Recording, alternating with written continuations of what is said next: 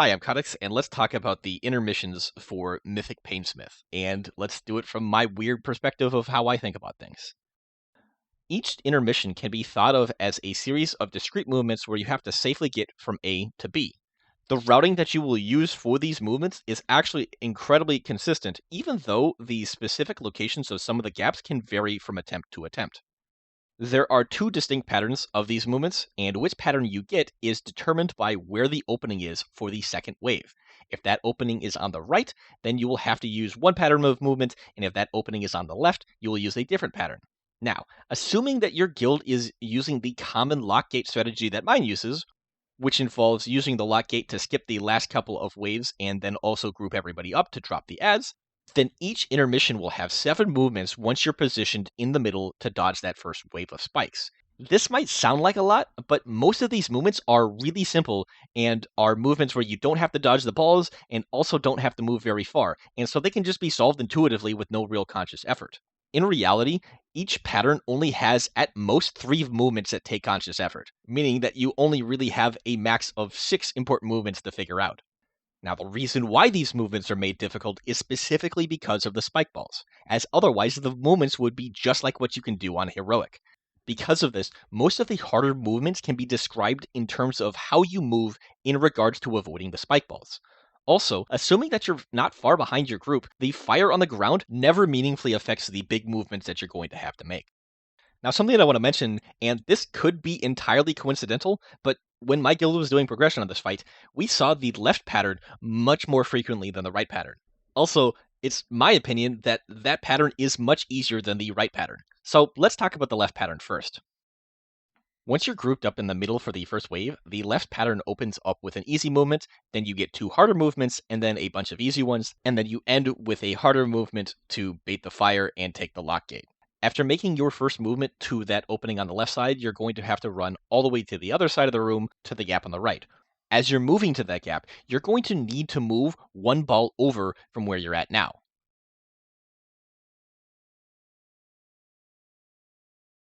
Once you round that corner, you're then going to need to move 2 to 3 balls over. And how many balls over you move depends on how tightly you rounded that corner.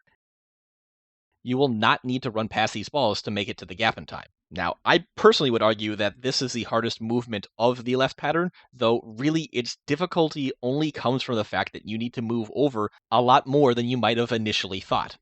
After that, you're going to have 2 really easy movements because there's going to be 2 openings roughly in the middle of the room, where the only danger is fire, but again, as long as you're with the group and not AFKing, that should not be an issue. The last 2 movements of the phase are dictated by where the next gap in the spikes is going to be, and it could be on either side of the room.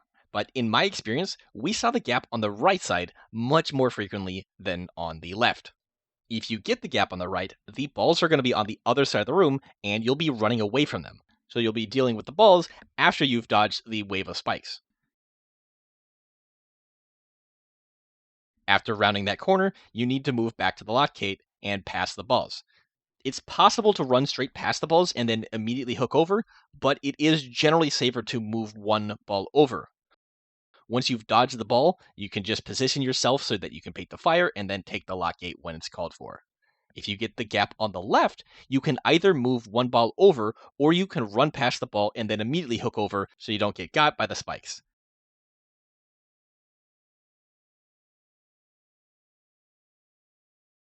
Once you let the spikes pass, you basically just follow right behind them as you move towards the lock gate and bait the fire. This final movement is the only one that is not determined by the location of the first gap, so you're going to need to memorize both options and be ready to do either movement based off of what the call is, regardless of whether or not you started out the intermission with a right pattern or a left pattern. Now, if you get the right opening initially, then you're going to go immediately into 2 hard movements, and then the rest are easy until you need to make the movement for the lock gate. Once you've passed the first wave of spikes in the middle, you're going to have to run towards where the balls are spawning, and assuming that you started out in the middle of the room, which is what my guild does, you're going to need to move 1 ball over from where you're at.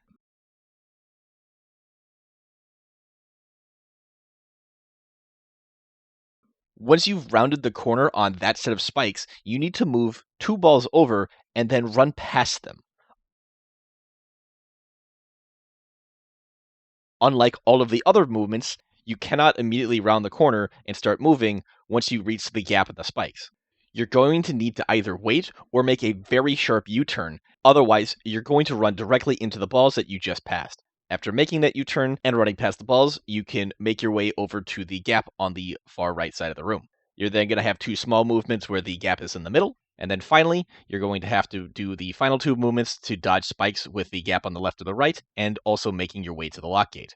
Again, for this movement, if the gap is on the left, you need to move one ball over, or you're going to have to run past the ball and then hook over before dodging the spikes. If the gap is on the right, then you're going to dodge the spikes first, and then afterwards you're going to need to dodge the balls by moving one ball over so that you don't get squeezed by the spikes on your way to the lock gate.